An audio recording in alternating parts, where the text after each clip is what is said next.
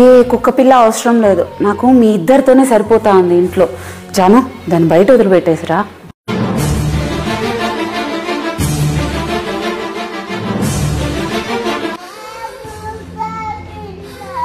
కాదు నానా, కుక్క పిల్ల వాళ్ళమ్మ పాపం ఏడుస్తే.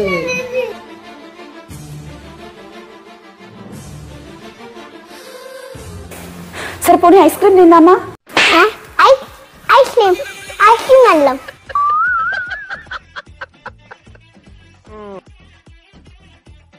చూడు, ఐస్ క్రీమ్కి వెళ్ళొచ్చాం కదా, ఇంకా నువ్వు ఏ కుక్కని అడగకూడదు నాన్న.